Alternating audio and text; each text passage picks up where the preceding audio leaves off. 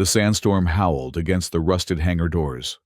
Jun Rook Tanaka wiped the sweat from her brow, leaving another streak of grease across her forehead. The temperature inside the makeshift workshop had climbed past 40 degrees Celsius. But she couldn't afford to run the cooling system and her welding equipment simultaneously. Not with power credits this scarce. Rook adjusted her protective goggles and ignited the plasma torch again. The blue flame hissed to life, casting dancing shadows across the cluttered workshop. Various spacecraft parts, salvaged, stolen, or bartered, hung from hooks on the walls, or lay scattered across workbenches. This remote outpost on Helios 9, a desolate desert planet on the galaxy's edge, wasn't much, but it was home. Just one more weld, she muttered to herself, focusing on the delicate joint of the fuel injector. The part was ancient, at least 30 years old, but with some careful modifications, it would fit the Sunhopper scout ship waiting outside. The owner, a local water merchant, had promised her 3 months' worth of rations for the repair. In 2417, on the galactic frontier, that was as good a payment as any. The torch sputtered, then died. Damn it! Rook slammed her fist against the workbench. The power cells were drained again. She'd have to wait until morning when the solar arrays could recharge them. Another day, another delay. The merchant wouldn't be pleased. Outside, the sandstorm intensified. The hangar doors groaned under the assault, fine particles of red dust filtering through the seams to coat everything inside with a thin crimson layer. Rook removed her goggles and mask, revealing pale skin that contrasted sharply with the grime and dust covering the rest of her face. Her dark eyes, sharp and calculating, surveyed the workshop with a mixture of pride and desperation. She'd built this place from nothing after fleeing the inner systems 3 years ago. A former fleet mechanic with the Galactic Consortium Security Force, she'd left under circumstances she preferred not to discuss. Out here on the rim, nobody asked too many questions as long as you could fix their ships and didn't cause trouble. A sudden bang against the hangar doors made her jump. Not the wind. Something more deliberate. "We're closed!" she shouted, reaching for the ion pistol she kept beneath the workbench. Another bang, followed by a muffled voice. "Tanaka, open up! I've got something you'll want to see!" Rook recognized the voice.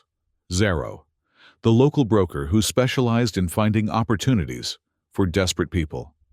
His opportunities usually involved significant risk and questionable legality. But they paid well when they worked out. With a sigh, she holstered the pistol and pulled the lever that activated the door mechanism.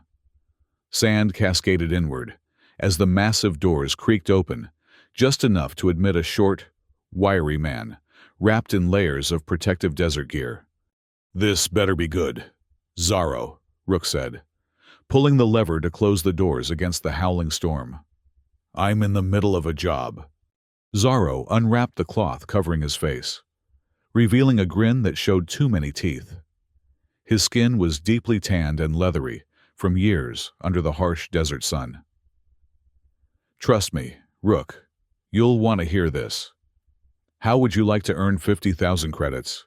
Enough to get off this dustball for good?" Despite herself, Rook's interest piqued. 50,000 would buy passage to the inner systems. Maybe even a small ship of her own. Freedom. "I'm listening," she said cautiously. Zaro reached into his pack and pulled out what looked like a piece of scorched hull plating. "Found this in the deep desert, buried in a dune sea about 100 clicks south. Looks like nothing, right? Just space junk." He turned it over, revealing an etched insignia partially obscured by corrosion and sand. Rook took the fragment, her expert eyes immediately recognizing the quality of the material. Durasteel composite, high-grade, military spec. She squinted at the insignia, using her thumb to brush away some of the corrosion. Letters became visible. Tralvoy. Her heart skipped a beat. "Is this from the Astral Voyager?" Zaro's grin widened. "The one and only. The most advanced exploration vessel ever built. Vanished during the Long Rebellion 117 years ago. Worth a fortune to collectors, museums, or, his voice lowered, certain interested parties who'd pay well for its technology. The Astral Voyager was legendary, designed as humanity's first true long-range exploration vessel, equipped with revolutionary technology. It had disappeared shortly after the Long Rebellion began. Some said the crew had joined the rebels. Others believed they'd ventured beyond charted space. After over a century, most considered it lost forever. "Where's the rest of it?" Rook asked, trying to keep her voice level despite the excitement building inside her. "That's the best part," Zaro said. "It's intact, mostly. Anyway, buried in the sand. But my scanners picked up a massive structure. The storm uncovered part of it recently." Rook narrowed her eyes. "If you found an intact ship of that value, why come to me? Why not call in the big salvage corps?" "Because," Zaro said, lowering his voice further, "it's in consortium-restricted territory, and because its systems might still be active. I need someone who can bypass the security and get that ship running again. Someone with military experience who knows ancient tech," he pointed at her. "That's you, Rook." She turned the fragment over in her hands. The Astral Voyager, a ship that had passed into legend. If she could reactivate it, pilot it off-world. 50,000 credits is my finder's fee, Zaro continued. The ship itself, if you can get it running, it's yours. Just get me to the nearest space station afterward. I've got buyers lined up for whatever artifacts we find inside. Rook knew there had to be more to it. Nothing was ever this simple with Zaro. But the possibility of claiming the Astral Voyager, a vessel far beyond anything she could ever hope to afford, was too tempting to ignore. "When do we leave?" she asked. Zaro's smile was all the answer she needed.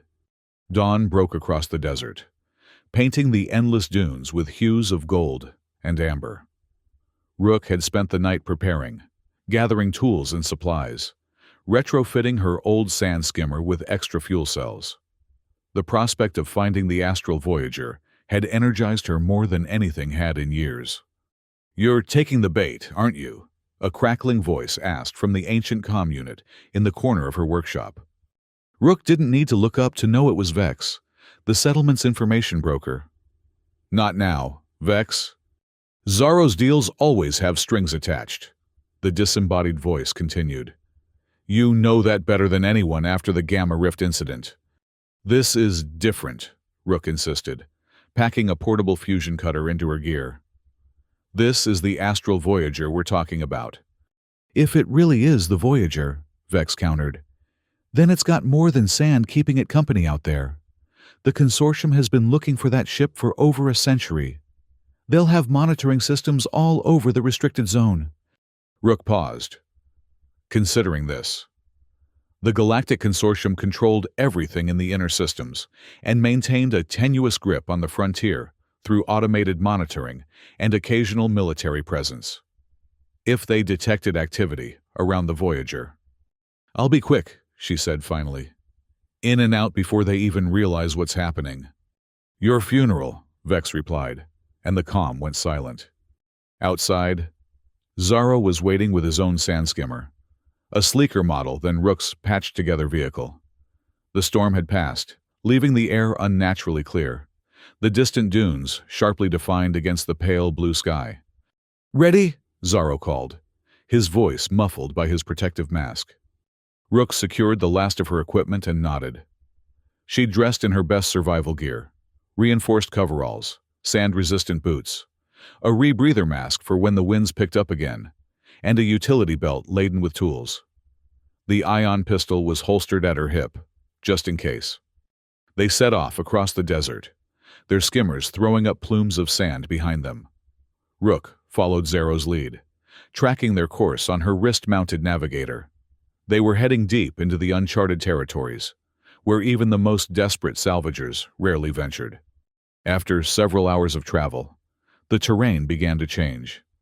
The smooth dunes gave way to rockier ground, and in the distance, Rook could make out the shadows of what might have once been mountains, now worn down to jagged stumps by centuries of sandstorms. Zorro signaled for a stop, and they pulled their skimmers into the shade of a rocky outcropping. "We're close," he said, consulting his own navigator. "Just over that ridge. But we need to approach carefully. There might be automated defenses still active." Rook nodded, her mouth dry with anticipation. They left their skimmers concealed among the rocks and proceeded on foot, climbing the ridge with careful steps. At the top, Zorro gestured for her to get down, and they crawled the final few meters to peer over the edge. What Rook saw took her breath away. In the basin below, partially uncovered by recent storms, lay the unmistakable form of a massive starship. Sand had drifted against its hull, burying much of the lower sections, but the elegant curve of its primary hull was unmistakable. Near the bow, partially visible beneath the sand, she could make out lettering, "Astral Voyager." "Told you," Zorro whispered, his voice tinged with awe despite his usual cynicism. The ship was far larger than Rook had imagined, at least 500 meters from bow to stern. Its design was unlike modern vessels, more elegant, with sweeping lines that spoke of an era when aesthetic beauty was considered as important as function. Despite over a century of exposure to the elements, the visible portions of the hull showed remarkably little damage. "How do we get in?" Rook asked, scanning the ship with a pair of electronic binoculars. "Main airlocks will be buried under sand." Zorro pointed to a section near what appeared to be the engineering section. "There, emergency access hatch. Looks like the sands shifted enough to expose it." They made their way down the ridge and approached the ship cautiously. Up close, the Astral Voyager was even more impressive. The hull material, some kind of advanced composite, still held a dull sheen despite years of sandblasting. Rook ran her hand along the surface, feeling a slight vibration. "There's still power," she whispered, surprised. "After all this time." "The Voyager was supposedly equipped with experimental power cells," Zorro said, "designed to last centuries." They located the emergency hatch Zorro had spotted. It was partially buried, but not enough to prevent access. Rook examined the control panel beside it, brushing away accumulated sand. "Ancient security system," she muttered. "Genetic lock." "Can you bypass it?" Zorro asked anxiously. Rook nodded slowly. "I think so. These old systems weren't designed to keep out someone with modern tools." She pulled a multi-tool from her belt and carefully pried open the control panel's casing, revealing a tangle of circuitry inside. "This might take a while." While she worked, Zorro kept watch, his eyes constantly scanning the horizon. "Hurry up, Tanaka. I don't like being exposed like this." "Can't rush this," Rook replied, focused on the delicate work of rerouting ancient circuits. "One wrong move, and the security system might fry us both." After nearly an hour of careful manipulation, a soft click emanated from the hatch, followed by a hiss of equalizing pressure. The hatch slid open a few centimeters, then stopped, its mechanism struggling against years of disuse. "Help me with this," Rook said, holstering her tools and grabbing the edge of the hatch. Together, they forced it open wide enough to slip through. Inside was darkness. Rook activated the illuminator on her wrist device, casting a beam of light into the ship's interior. They were in a narrow maintenance corridor, its walls lined with conduits and access panels. The air was stale but breathable. The ship's environmental systems must have maintained minimal functionality all these years. "We need to find the engine room," Rook said, consulting the small datapad she'd brought along, which contained whatever schematics of the Astral Voyager she'd been able to download from the settlement's limited archives. "This way, I think." They moved deeper into the ship, their footsteps echoing in the abandoned corridors.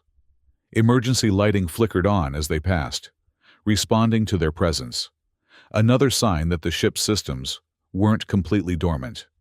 "This place gives me the creeps," Zorro muttered, looking around nervously, like walking through a tomb. Rook understood his unease.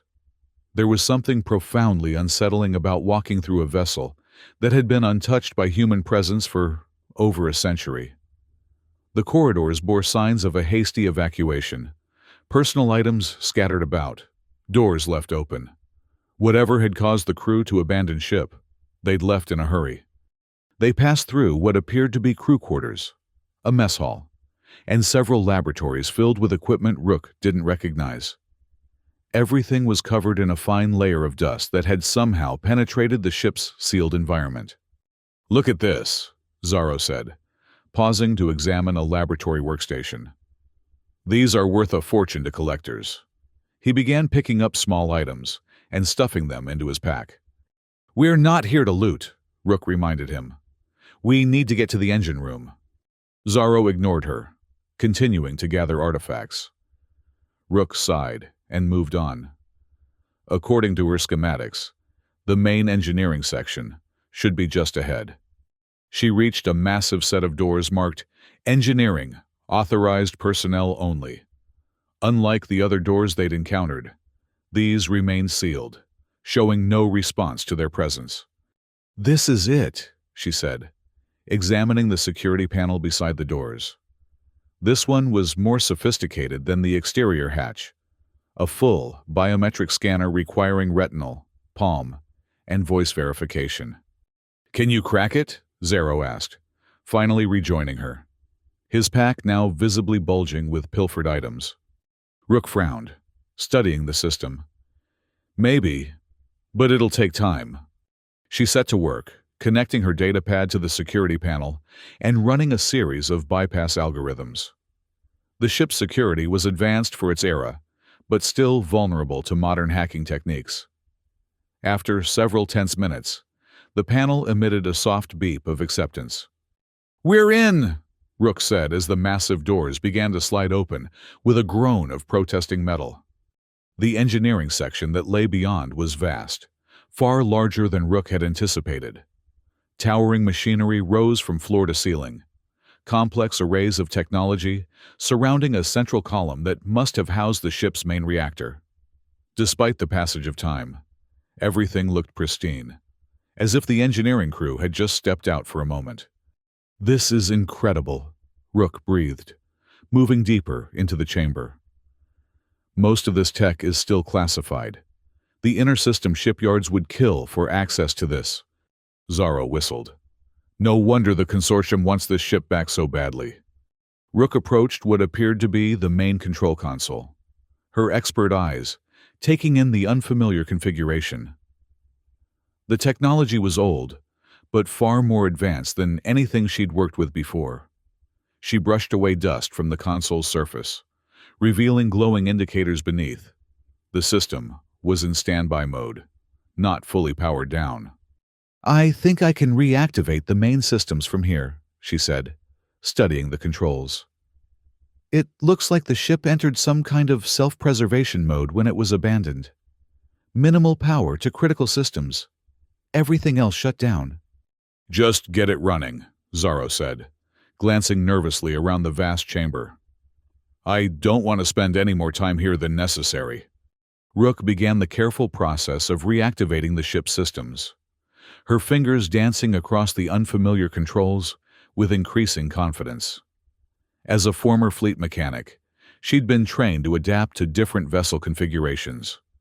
But the Astral Voyager systems were unlike anything she'd encountered before. Suddenly, the lights throughout the engineering section brightened, and a soft hum built around them as dormant systems began to power up. Displays flickered to life on the console, showing status readouts in an antiquated format that Rook struggled to interpret. "You did it?" Zorro asked, looking around as the ship seemed to awaken around them.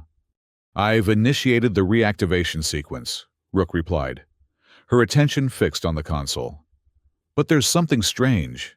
The system is asking for—" "Genetic verification," a cold, artificial voice interrupted, seeming to come from everywhere at once. "Unauthorized access detected. Security protocols engaged." Red warning lights began to flash throughout the engineering section, and the doors they'd entered through slammed shut with a resounding boom. "What did you do?" Zorro demanded, panic edging into his voice. "Nothing," Rook protested. "The system must have detected our intrusion." She turned back to the console, working frantically to override the security measures. "I need time to bypass this."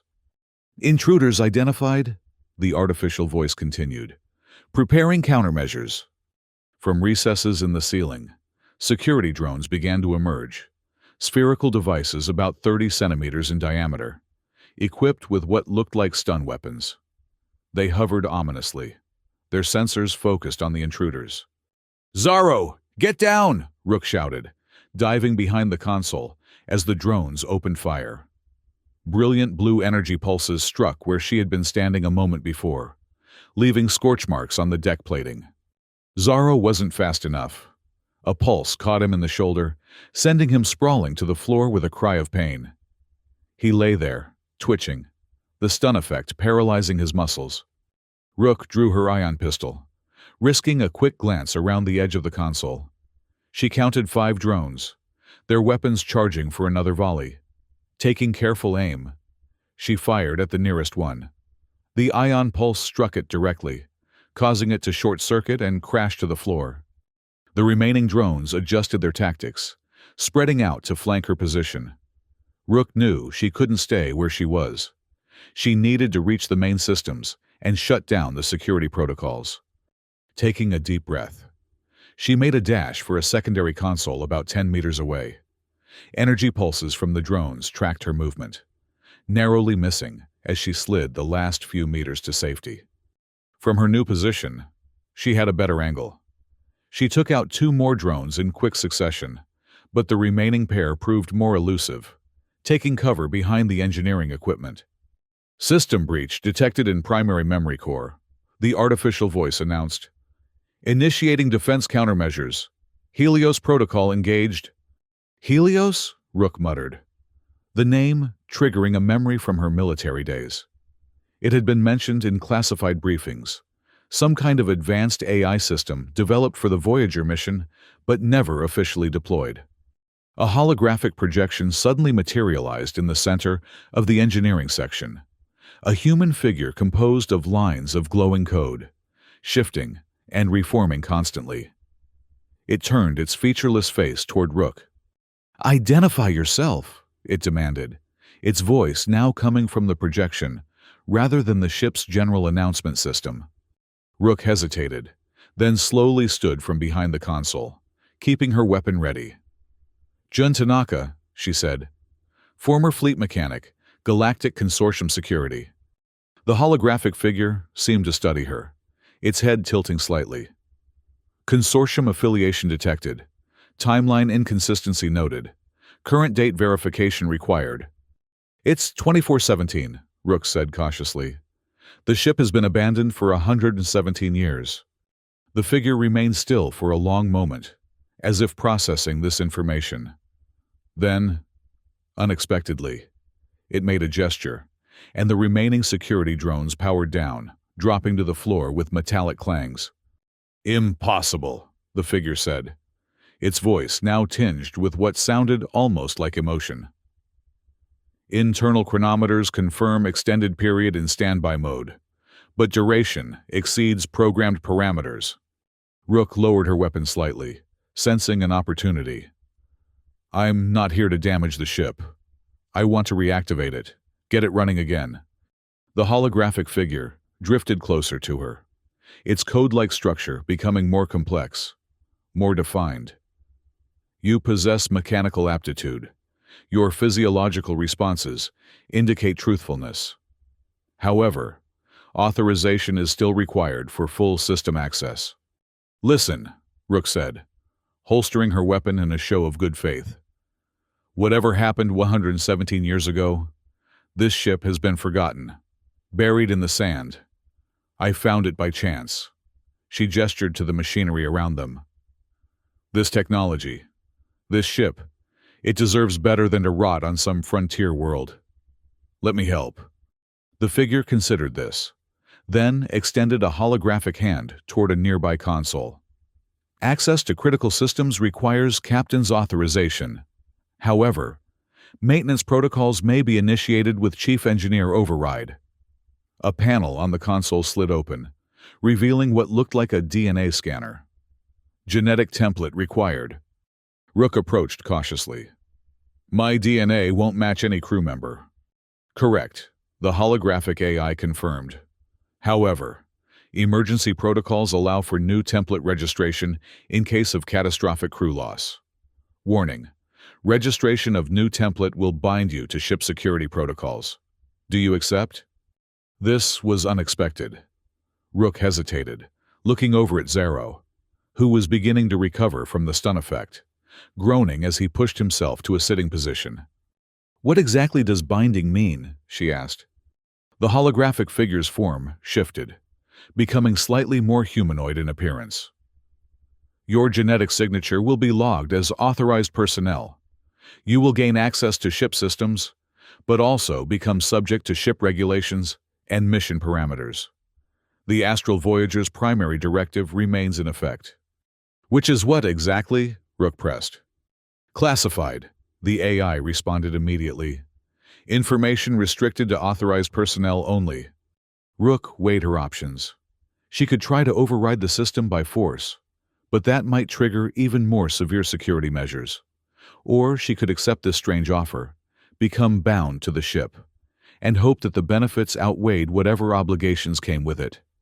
The promise of controlling a vessel like the Astral Voyager, a ship that could take her anywhere in the galaxy, far from the desperate existence she'd been leading, was too tempting to pass up. I accept, she said firmly, placing her palm on the scanner. A brief, sharp pain shot through her hand as the device took a blood sample. The holographic figure seemed to grow more substantial, its lines of code settling into a more defined form, still not fully human in appearance, but clearly male, with a stern expression and what appeared to be a uniform. Genetic template accepted, it announced. Provisional authorization granted to Jun Tanaka, initiating full system diagnostics. Estimate 2 hours until completion. Rook rubbed her palm where the scanner had pricked it. And you are? The holographic figure straightened slightly. I am Helios, advanced ship intelligence for the Astral Voyager. I was activated shortly before the ship was abandoned. It paused, as if accessing memories. Captain Ezravel initiated my emergency protocols before the evacuation. I have maintained minimal ship functions for 117 years. Why was the ship abandoned? Rook asked, helping Zero to his feet. He looked shaken but unharmed, beyond some lingering stiffness from the stun effect. That information is still classified, Helios replied. Full access to historical records requires captain-level authorization, which I don't have, Rook guessed. Correct. However, the AI's form flickered slightly. There are recorded messages from Captain Vell in the ship's archive. These were designated for retrieval by recovery personnel. As the first to successfully access the ship's systems, you qualify for this designation. A different hologram appeared beside Helios, a woman in her 50s, wearing a captain's uniform from a bygone era. Her face was lined with exhaustion and what looked like sorrow. This is Captain Ezra Vell of the Astral Voyager. The recording began. If you're viewing this message, you've managed to reactivate the ship's primary systems. The date is October 7th, 2300.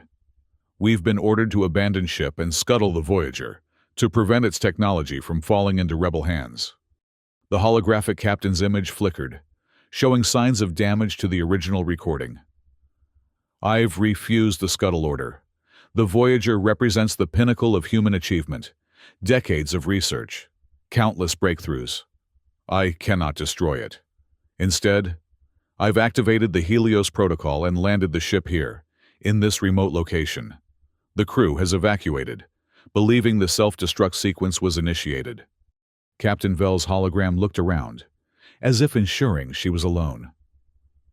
Helios will maintain the ship in dormant state until someone worthy comes to claim it.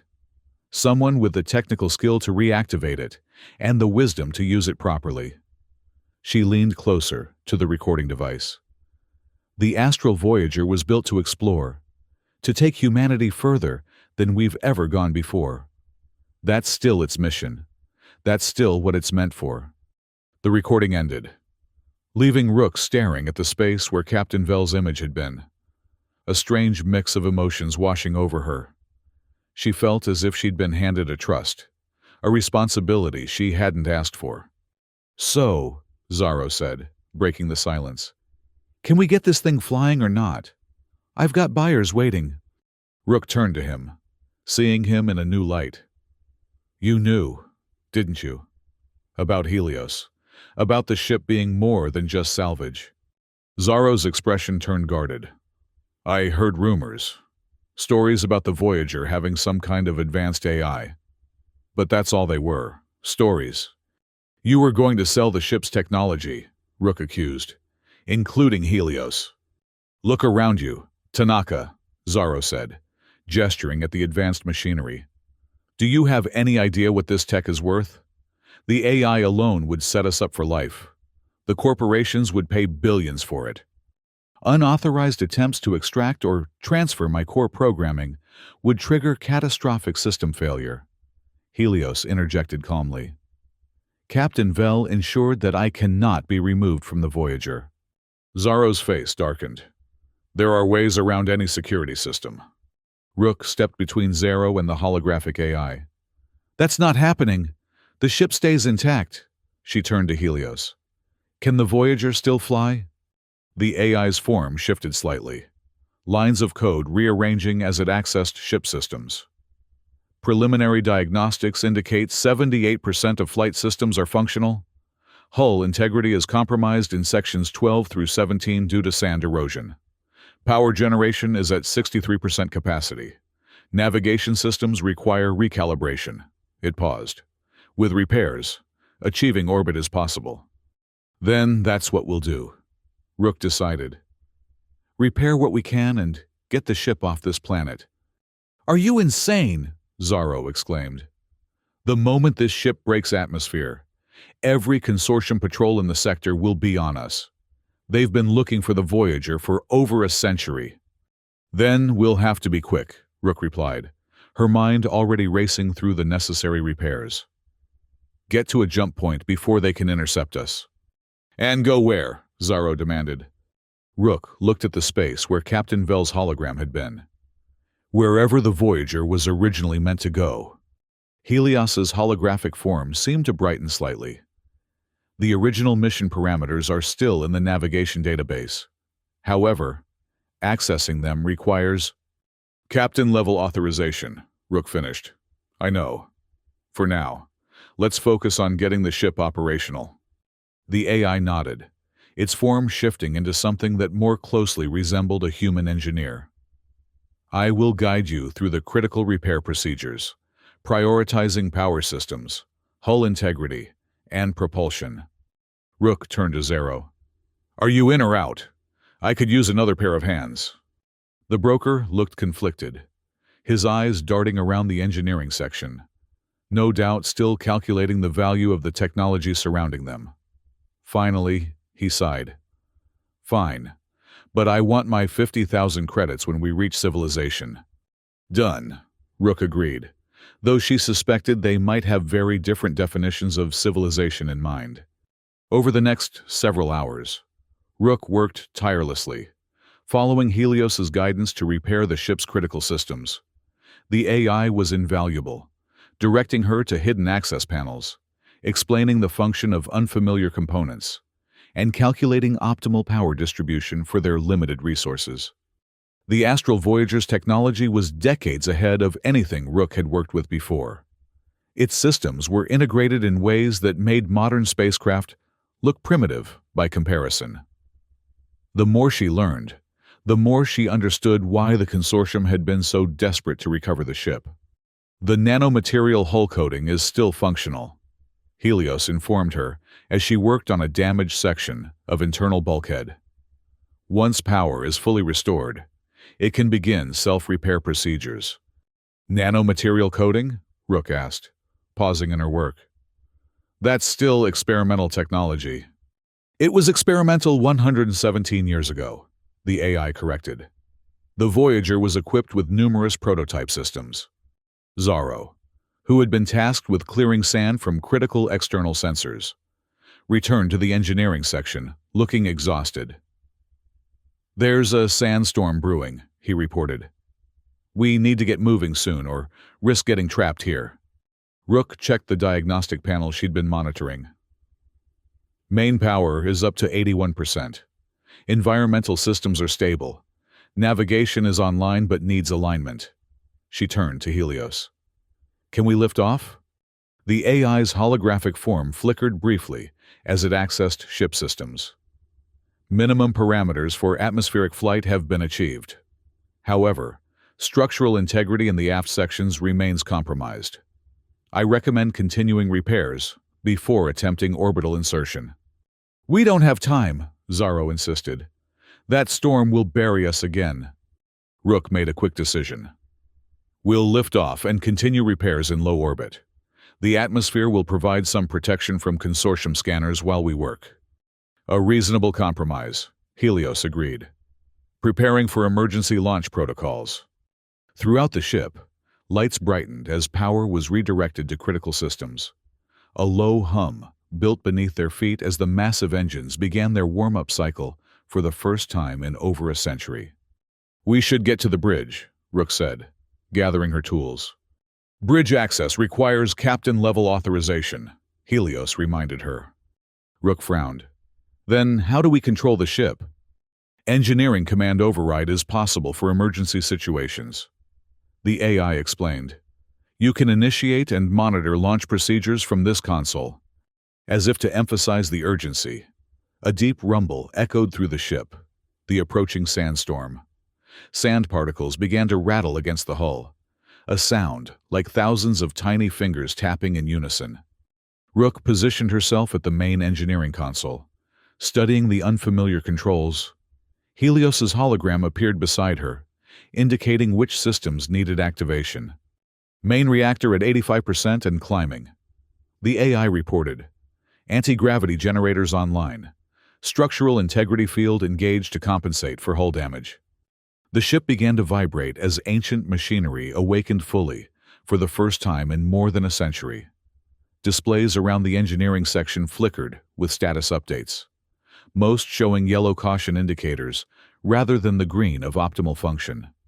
"Is this going to work?" Zorro asked nervously, bracing himself against a bulkhead as the vibration intensified.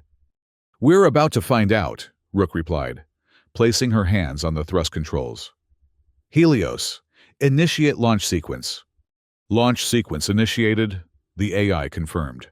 "Warning, sand accumulation may cause imbalance during initial ascent, compensating with maneuvering thrusters." The vibration built to a crescendo as the main engines fired. The astral Voyager shuddered violently, straining against the weight of sand that had accumulated against its hull over decades. For a terrible moment, Rook thought they'd failed, that the ship was too damaged or too deeply buried to break free. Then, with a tremendous lurch, the Voyager began to rise, casting off its sandy shroud like a phoenix shedding ashes. Through a nearby viewport, Rook caught glimpses of swirling sand as they ascended through the building storm. The ship groaned in protest, hull plates creaking under the strain, but the ancient vessel held together. "We're clear of the surface," Helios announced as the turbulence began to subside. "Ascending to low orbit. Consortium monitoring satellites detected in range. Activating stealth protocols." "Stealth protocols?" Zorro echoed. "This thing has stealth capability." The Voyager was designed with advanced electronic countermeasures, the AI explained. However, system efficiency is currently at 42%. Detection is possible. Rook monitored the engine readouts carefully. "We need to make repairs before attempting a jump to another system. Helios, find us a position in orbit where we'll be shielded from ground-based scanners." "Calculating optimal position," the AI responded.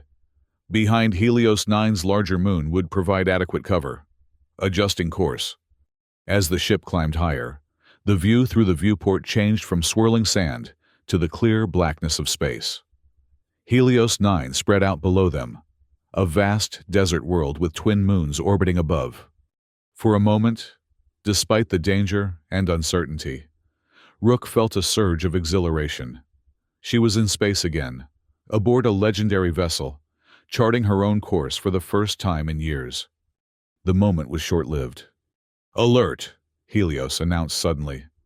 "Unidentified vessel approaching from Sector 7. Configuration matches known pirate vessels operating in the system." "Pirates?" Zero groaned. "Perfect timing." Rook pulled up the tactical display. A small ship was indeed approaching rapidly. A modified cargo hauler, typical of frontier raiders. They must have detected our launch, probably hoping for easy salvage from what they assume is a damaged vessel. "The Voyager's weapon systems are offline," Helios informed them. "Defensive capabilities limited to countermeasures and evasive maneuvering." "Can we outrun them?" Rook asked. "Negative. Main propulsion is at 67% efficiency. The pursuing vessel is smaller and fully functional." Zaro drew a compact blaster from his belt. "If they board us—" "They won't get the chance," Rook interrupted, her mind racing through options. "Helios, what about the ship's security systems? The drones that attacked us earlier?" "Internal security systems are functional," the AI confirmed. "However, they are designed for intruder suppression, not external defense." "Can they be deployed outside the ship?" Rook pressed. The holographic figure paused, lines of code shifting rapidly as it processed the question. "A non-standard application. The security drones are not designed for vacuum operation. However," the AI's form brightened slightly. "With modifications to their propulsion systems, limited external deployment may be possible." "Do it," Rook ordered, "and prepare for emergency jump to hyperspace." "Warning," Helios responded. "Hyperdrive systems are at 53% functionality. Jump calculations cannot be guaranteed accurate without full calibration." "Better than being boarded by pirates," Zaro muttered. The pursuing vessel was closing rapidly, now visible through the viewport as more than just a blip on the tactical display. Its hull was a patchwork of mismatched plates, bristling with improvised weapons. "Incoming transmission," Helios announced. A harsh voice crackled through the comm system. "Unidentified vessel. This is Captain Drax of the Scarlet Reaver. Your ship appears to be in distress.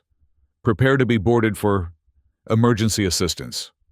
The thinly veiled threat was accompanied by mocking laughter in the background. Rook ignored the transmission.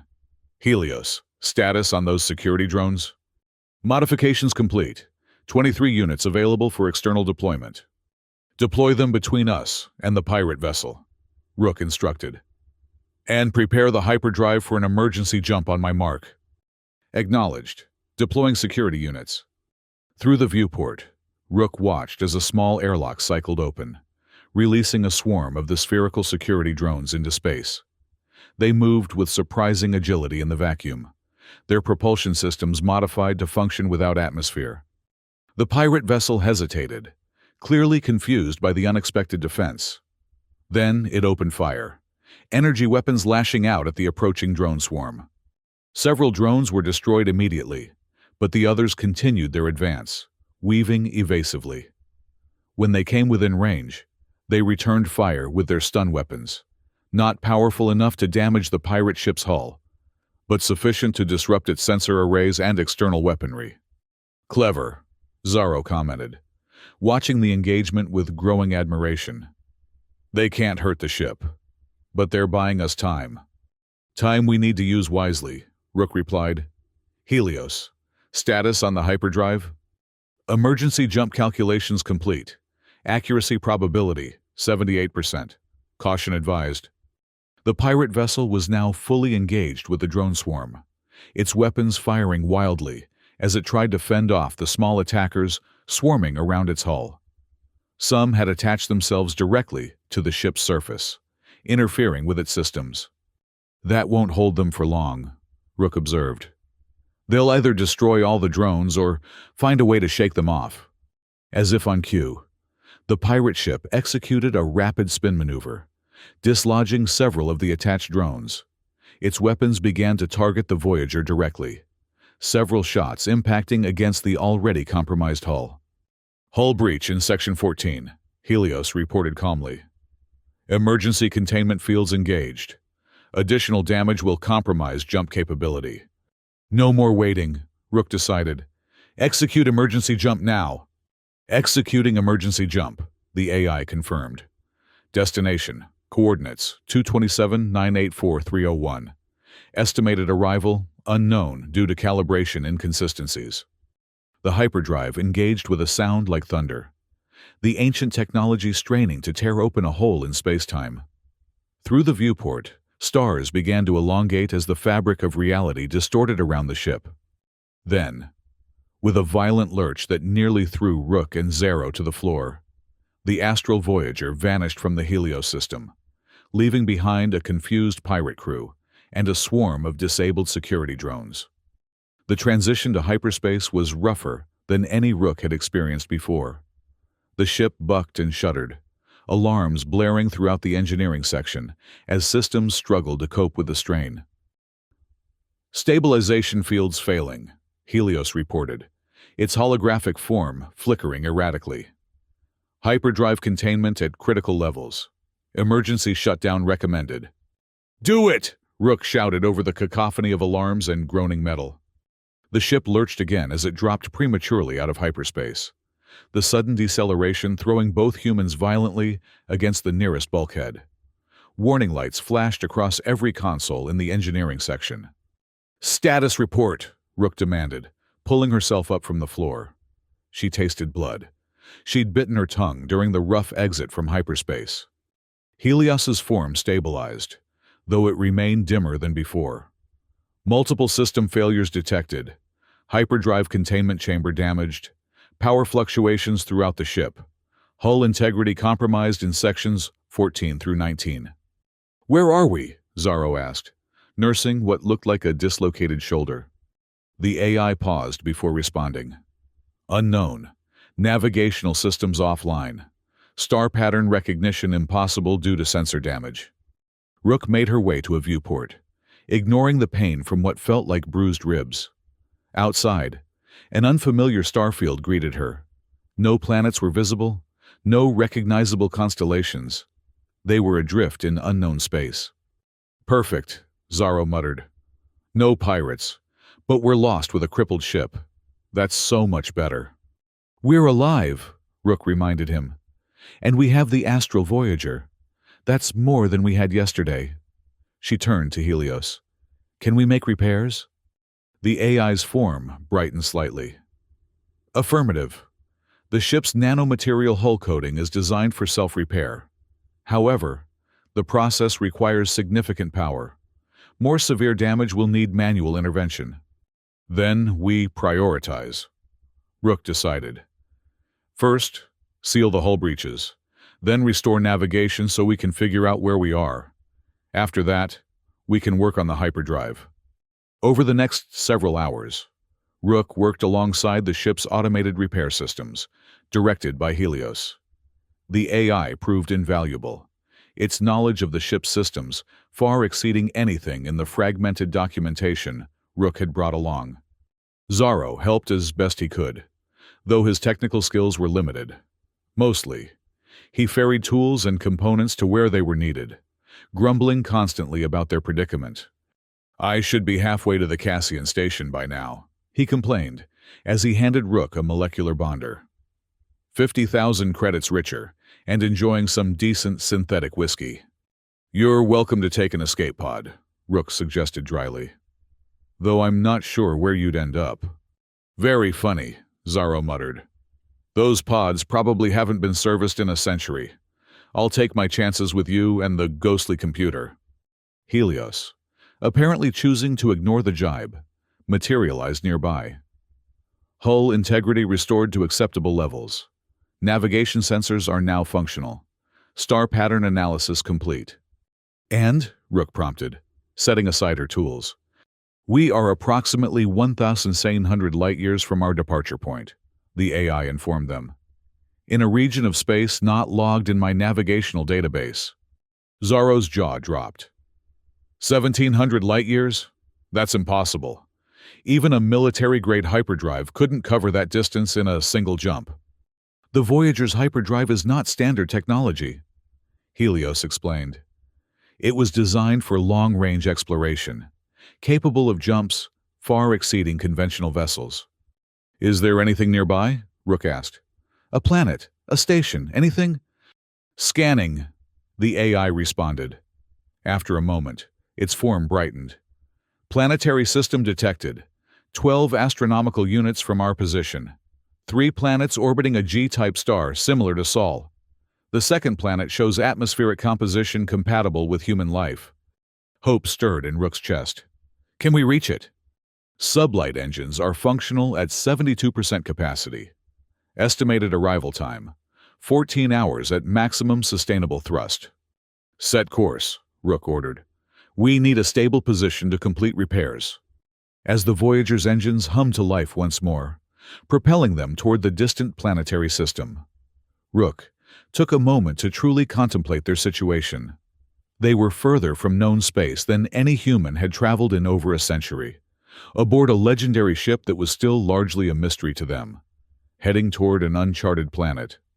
It wasn't the future she'd imagined when she'd agreed to Zorro's proposal. But as she watched the unknown star grow slowly larger in the viewport, she couldn't deny the thrill of genuine exploration that ran through her veins. The astral Voyager had been built for this, to venture into the unknown, to push the boundaries of human experience. And somehow, against all odds, Rook had become part of its continued journey. As they approached the uncharted planetary system, Helios directed the ship's sensors to gather detailed information about their destination. The second planet, as the AI had indicated, showed promising signs of habitability, an oxygen-nitrogen atmosphere, liquid water, and moderate temperatures across much of its surface. Preliminary scans detect no artificial structures or emissions indicating technological civilization, Helios reported as they entered the system's outer reaches. However, biological activity is abundant. An untouched world, Rook mused, watching the planet grow larger on the view screen. It was a beautiful sphere of blue oceans and green-brown continents, wreathed in swirling white clouds. Probably hasn't seen a human before. The perfect place to lie low while we complete repairs, Zorro added pragmatically. No consortium patrols, no pirates. As they approached the planet, Rook directed Helios to find a suitable landing site, somewhere sheltered, but with access to raw materials they might need for repairs. The AI identified a promising location in a valley near the coast of the largest continent, protected by mountains on 3 sides. The descent through the atmosphere was tense, the ship's structural integrity field straining to compensate for the damage they'd sustained.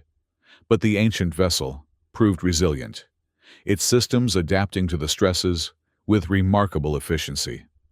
They touched down in a meadow bordered by what looked like Earth-like forests, though the trees had a distinctly purple hue to their foliage.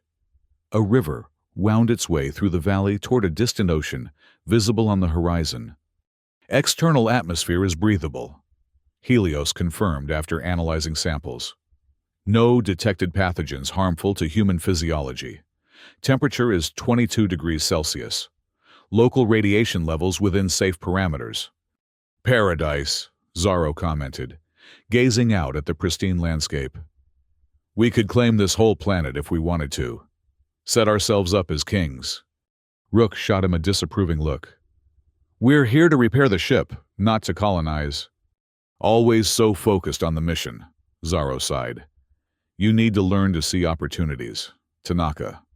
They established a repair schedule, with Rook focusing on the most critical systems, while Zorro was tasked with exploring the immediate surroundings for useful resources. Helios coordinated their efforts, directing the ship's automated systems to handle what repairs they could. Days passed in a rhythm of work and exploration. The planet proved to be as hospitable as initial scans had suggested, abundant fresh water, edible, if strange-tasting, native fruits, and a climate that remained pleasantly warm. Local wildlife was present but seemed unconcerned by the human visitors, suggesting a lack of natural predators. As the repairs progressed, Rook found herself spending more time in conversation with Helios. The AI was a repository of knowledge, not just about the ship but about history, science, and philosophy. Despite its artificial nature, it displayed a depth of understanding that Rook found increasingly compelling. "Why did Captain Vell create you?" she asked one evening, as they worked on recalibrating the navigation systems. AIs were controversial even back then. Most military vessels used simpler computer systems. Helios's holographic form took on a more defined appearance as it responded, a sign Rook had come to recognize as increased engagement. Captain Vell believed that true exploration required more than just technical capability. It required understanding, adaptation, and appreciation of discovery. These were qualities she believed only an advanced consciousness could provide. "She gave you sentience to appreciate discovery?" Rook asked, surprised. "In a manner of speaking," the AI acknowledged. "My programming includes parameters for aesthetic appreciation, philosophical inquiry, and ethical reasoning beyond what was typical for shipboard systems of that era." Captain Vell theorized that a ship venturing into unknown space might encounter situations requiring judgment that couldn't be predetermined by standard protocols. Rook nodded slowly, understanding the logic. She was ahead of her time. "Yes," Helios agreed, a note of what might have been fondness entering its synthesized voice. "She advocated for my development despite significant opposition from consortium leadership. The Astral Voyager was to be a test case for a new paradigm of human-AI partnership in exploration." "And then the Long Rebellion happened," Rook noted. "Yes, political circumstances intervened before our mission could be completed." "What was the mission?" Rook asked, sensing an opportunity to learn more about the ship's mysterious purpose. Helios's form flickered briefly, a hesitation. "The primary mission parameters are still restricted to captain-level access. However," the AI paused, "given our current circumstances and your efforts to restore the ship, I believe Captain Vell would authorize sharing certain details." A holographic star map appeared beside Helios, showing a section of the galaxy far from known human space. A particular star system was highlighted, with a course plotted from Earth. "The Voyager was designed to reach this destination," Helios explained. "A star system 3,000 light-years from Earth, designated Proxima Orionis. Astronomical observations had detected unusual energy signatures from this system, patterns that suggested possible artificial origin." Rook stared at the map in awe. "First contact?" "That was one possibility the mission prepared for," Helios confirmed, though Captain Vell was careful not to make presumptions. The mission was classified as scientific exploration, but the potential for discovering non-human intelligence was acknowledged in our directives. That's why the ship was so advanced, Rook realized. Why it had technology decades ahead of its time. It was built to represent humanity to whatever might be out there. "Precisely," Helios agreed. "The Voyager was designed to be a worthy ambassador, a demonstration of human achievement and potential." The revelation gave Rook a new perspective on the ship and their situation. They weren't just salvaging an abandoned vessel. They were inheriting a mission of profound significance, perhaps the most important journey ever attempted by humanity. She looked at the star map again, noting the distance to this mysterious Proxima Orionis. "We're closer to it now than Earth is, aren't we? Our emergency jump took us in roughly the right direction." "Correct," Helios confirmed. "Our current position is approximately 1,400 light-years from Proxima Orionis. The original mission plan estimated the journey would require multiple jumps with recalibration periods between each." Rook felt a growing sense of purpose, a clarity she hadn't experienced in years. "We should continue the mission," she said quietly. Once the repairs are complete, that's what this ship was built for. That's what Captain Vel would want. Helios's holographic form brightened noticeably. I concur with your assessment. The mission parameters remain valid despite the passage of time. You're both insane, Zaro's voice interrupted from the doorway. He'd been listening to their conversation, his expression a mixture of disbelief and alarm. You want to go looking for aliens? After we've finally found a perfect planet where we could live like royalty? This ship wasn't built to make us royalty, Rook countered. It was built for something greater, something that matters. What matters is survival, Zaro argued. Credits, comfort, security, not chasing signals that are probably just stellar noise anyway. Rook regarded him steadily. When we've completed the repairs, I'm continuing to Proxima Orionis. You're welcome to come along, or I can drop you at the nearest inhabited system we find along the way. Zaro threw up his hands in exasperation. You were a lot more sensible when all you cared about was getting off that desert rock. People change, Rook said simply. As the days passed, the repairs progressed more rapidly than Rook had anticipated. The ship's self-healing technologies proved remarkably effective once they had been properly activated, and Helios's guidance allowed Rook to work far more efficiently than she could have alone. Zaro continued to make himself useful, though he remained skeptical of Rook's plan to continue the original mission. He spent more time exploring the surrounding area, mapping resources, and occasionally bringing back samples of local flora and fauna for the ship's science lab to analyze.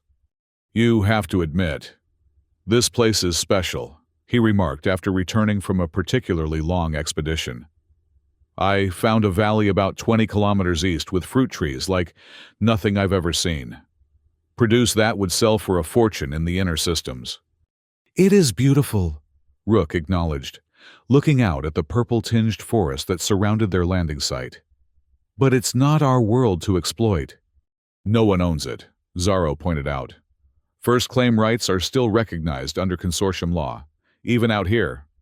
That's not the point, Rook said firmly. Some things should be preserved, not claimed. Their discussion was interrupted by Helios's hologram materializing nearby. Repairs to critical systems are now 94% complete. Hyperdrive functionality restored to 87% of optimal parameters. The ship is capable of continuing its journey. Rook nodded, a mixture of satisfaction and anticipation filling her. How long would it take us to reach Proxima Orionis? With the hyperdrive at current efficiency, approximately 3 jumps would be required, with recalibration periods between each. Total journey time estimated at 47 standard days. Then we should prepare for departure. Rook decided. Tomorrow, we can... She was interrupted by a sudden alarm from the ship's sensor array. Helios's form flickered momentarily as it processed the incoming data. Vessel detected entering the system. The AI announced, configuration unknown, not consistent with consortium or known independent designs. Rook and Zaro exchanged alarmed glances. Pirates? Zaro suggested. They might have tracked our jump somehow. Negative, Helios responded. The approaching vessel utilizes propulsion technology not recorded in my database. Design architecture suggests non-human origin. A stunned silence followed this pronouncement. Rook was the first to recover. Show me, she demanded. A holographic projection appeared, showing a ship unlike any Rook had ever seen, where human vessels tended toward functional designs with clear divisions between hull, propulsion, and weapon systems. This craft seemed almost organic in its configuration, a series of overlapping curved structures that flowed into one another without obvious seams. It's beautiful, Rook whispered, staring at the alien vessel. It's terrifying, Zaro countered. We need to get out of here now. Helios's form shifted as it continued to analyze the approaching ship. The vessel has altered course to intercept our position. Estimated arrival, 17 minutes. No hostile actions detected thus far. They've seen us, Rook realized. And they're coming to investigate. All the more reason to leave immediately, Zorro insisted. We don't know their intentions. Rook considered their options, her mind racing. This was an unprecedented situation, potential first contact with a non-human intelligence. The implications were staggering. We can't just run, she decided finally. The Voyager's mission was to seek out exactly this kind of encounter. We have to at least try to communicate. Are you out of your mind? Zorro exclaimed. This isn't some noble consortium mission anymore. This is our lives. Helios, Rook said, ignoring Zorro's outburst. Does the ship have first contact protocols? Affirmative, the AI responded. Captain Vell prepared extensive procedures for potential non-human encounters. The ship is equipped with universal translation matrices, cultural exchange databases, and non-threatening demonstration capabilities. Activate them, Rook ordered, and prepare defensive systems as a precaution, but do not power weapons unless I explicitly command it. Helios acknowledged the instructions and began implementing the first contact protocols. Throughout the ship, systems that had lain dormant for over a century came online. Specialized communication arrays, xenocultural databases, and non-threatening demonstration holograms designed to convey human, peaceful intent. This is suicide, Zorro muttered, pacing nervously. We should at least get the ship airborne. Give ourselves a chance to escape if things go bad. If we take off, they might interpret it as aggression, Rook countered. We stay on the ground, shields up but weapons down. Show them we're not a threat. As the minutes ticked by, tension mounted in the ship. Rook positioned herself on what had been designated as an observation deck, a room with large viewports that would allow visual contact while maintaining the safety of the ship's hull. The vessel has entered orbit, Helios reported. It is deploying a smaller craft. Descent trajectory indicates landing approximately 300 meters from our position. Rook watched through the viewport as a smaller version of the organic-looking ship descended through the atmosphere with graceful precision. It touched down in the meadow where they had landed, maintaining the indicated distance, close enough for interaction but far enough to prevent immediate threat. Now we wait, Rook said, her heart pounding with a mixture of fear and exhilaration. They didn't have to wait long. A section of the alien craft's hull seemed to melt away, creating an opening from which emerged three figures. Even at a distance, it was immediately clear they were not human, tall and slender, with multiple limbs that moved with fluid grace. They appeared to be covered in something like iridescent scales that shifted color as they moved. Xenobiological analysis suggests silicon-based life forms, Helios reported. Its voice hushed, as if the AI itself was in awe. Atmosphere suits indicate they require different environmental conditions than humans. Are they armed? Zorro asked nervously. No visible weapons, Helios confirmed. Though their technology level suggests they would not necessarily need physical weapons to pose a threat. The three alien beings paused, halfway between their craft and the Voyager, seemingly waiting. They're expecting us to reciprocate, Rook realized. To meet them halfway. She moved toward the nearest airlock. I'm going out there. That's insane, Zorro protested. Let the AI handle it. Use a drone or something. This moment requires a human presence, Rook insisted. Helios, continue monitoring and be ready to implement safety protocols if necessary. Acknowledged, the AI responded. Recommend carrying a universal translator device. A prototype unit is available in storage compartment 7 Alpha. Rook retrieved the device, a small disc that could be attached to her collar, and prepared to exit the ship. Zorro, despite his protests, insisted on accompanying her.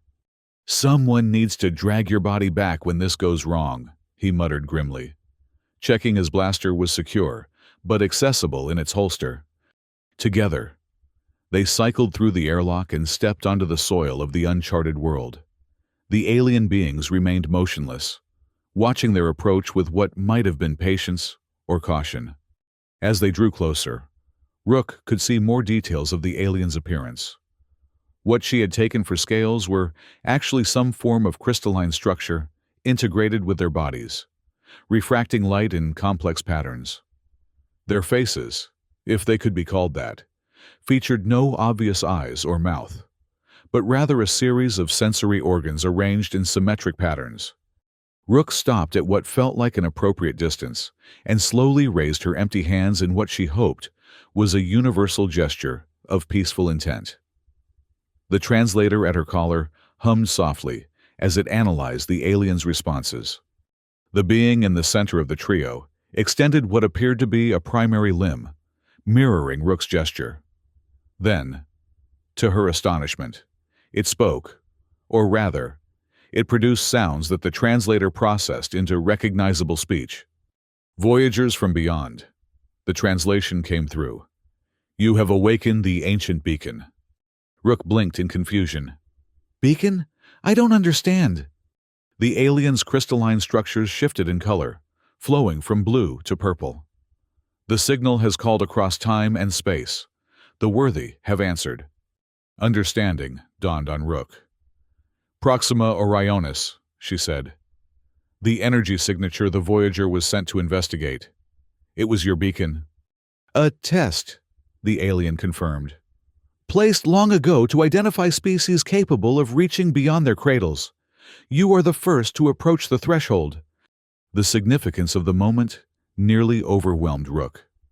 Humanity had been selected, tested, by an advanced civilization that had apparently been watching, waiting for someone to achieve the technological capability to respond to their signal.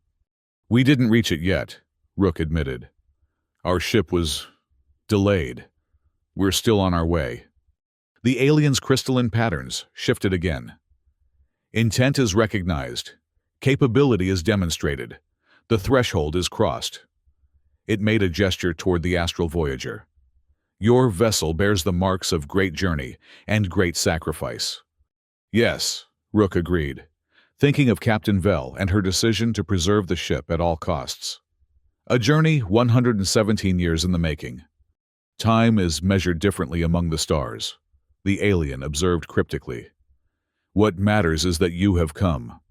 Beside her, Zaro had remained uncharacteristically silent, staring at the aliens with a mixture of fear and wonder.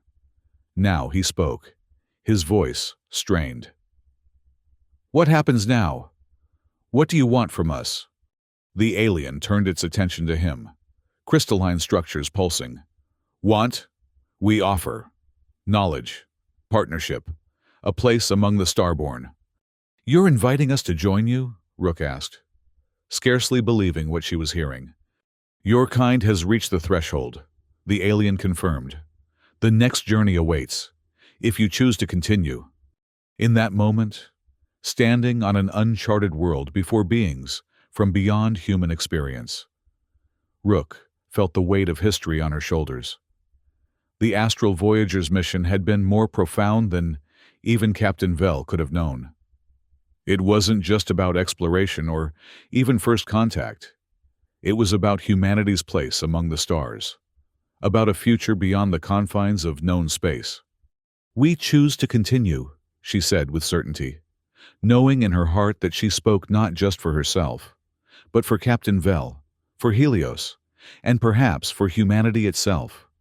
The aliens' crystalline structures glowed with increased intensity. "Then prepare your vessel, Voyager. The journey to the conclave of worlds awaits." As they returned to the ship to prepare for this unexpected next chapter, Rook caught Zaro staring back at the aliens with an expression she'd never seen on the cynical broker's face before. Pure, unadulterated awe. "Still want to stay and be king of an empty planet?" she asked quietly. He shook his head slowly.